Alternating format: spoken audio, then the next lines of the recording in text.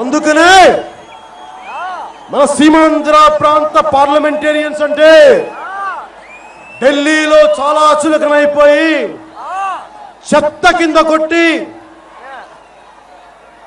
రక్తాలు వచ్చేలా కొట్టి అన్ని బయటికి పంపించి రాష్ట్రాన్ని విడగొడితే నాకు ఏడుపు వచ్చింది. 11 రోజులు, ఒక్క రోజు కాదు, 2 రోజులు కాదు, 3 రోజులు కాదు, 11 రోజులు నేను అన్నం మానేశాను. ఈ రోజున మీకు చెప్తున్నాను, నా బాధ తెలంగాణ ఇచ్చినందుకు కాదు, నా బాధ మీరు 1997లో రాష్ట్రాన్ని విడగొడతాం అన్న భారతీయ జనతా పార్టీ మీరు 17 సంవత్సరాలు పైన మీరు ఎందుకు ఆపారు?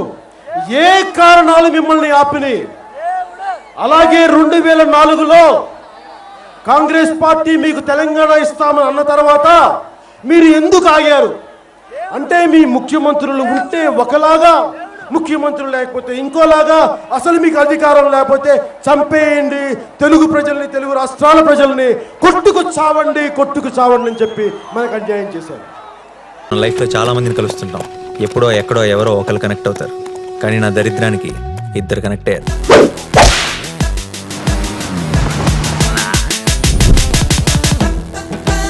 ఈ స్మైల్ చాలా బాగుంది. నిజం అనుకోవద్దు, అబద్ధమే. బానే ట్రై చేస్తున్నావు. I love you. జోక్ చేయకు. ఏంటి, నన్ను ఫాలో అవుతున్నావా? నువ్వే స్కూటీ పాడైపోయిందని అబద్ధం చెప్పి నన్ను ఫాలో అవుతున్నావేమో.